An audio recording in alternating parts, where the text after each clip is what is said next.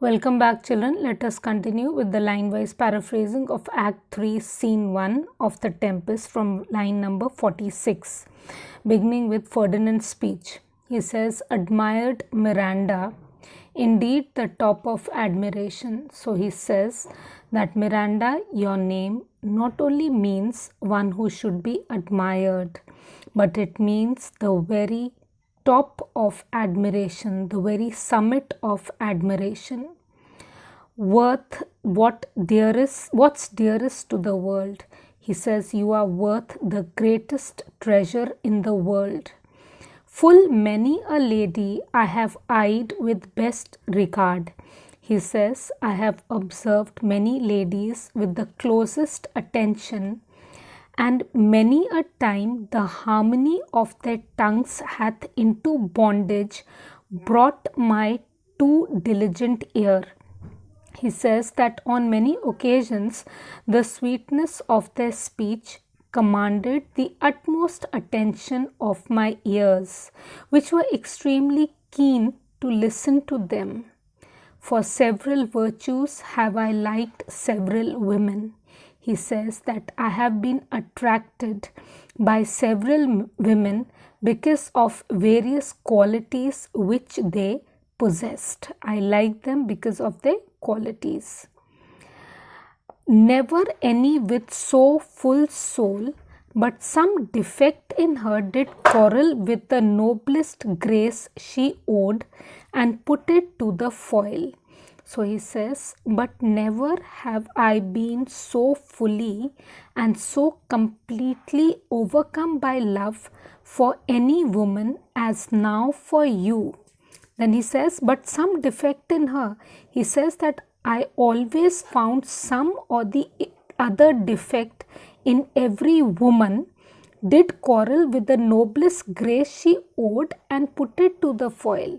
That she had some defect or the other, and I felt that the defect in a woman, it nullified the grace or the qualities that were possessed by her. So that is because the defect, it came into conflict with her grace. But you so perfect and so peerless are created of every creature's best. He says, but you seem to combine in you the best virtues of all the women. You have all the qualities that I saw in the different women, and you are perfect. You are without an equal. Miranda, I do not know one of my sex. She says that I do not know any other woman. One of my sex means any other woman. No woman's face remember, save from my glass mine own. She says that I do not remember any other woman's face I have ever seen. I have only seen my own face in the mirror.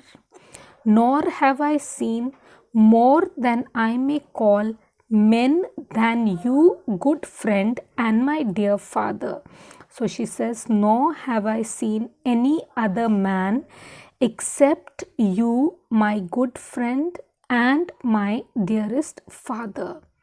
How features are abroad, I am skilless of. She says, I have absolutely no idea of what people living in other places look like. But by my modesty, the jewel is my dower.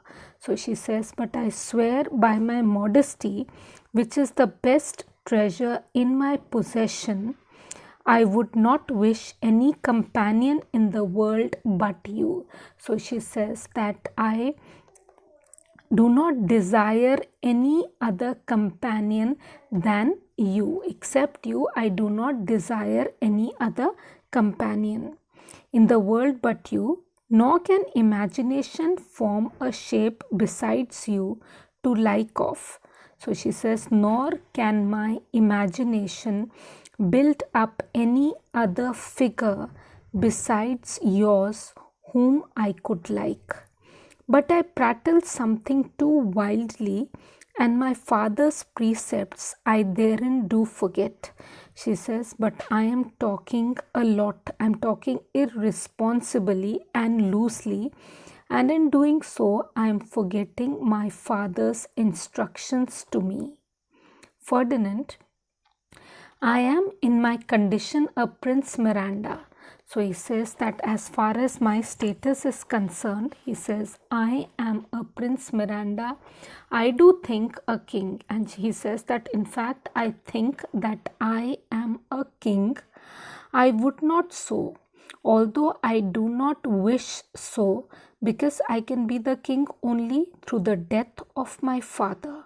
And I don't want that, and would no more endure this wooden slavery than to suffer the flesh fly blow my mouth.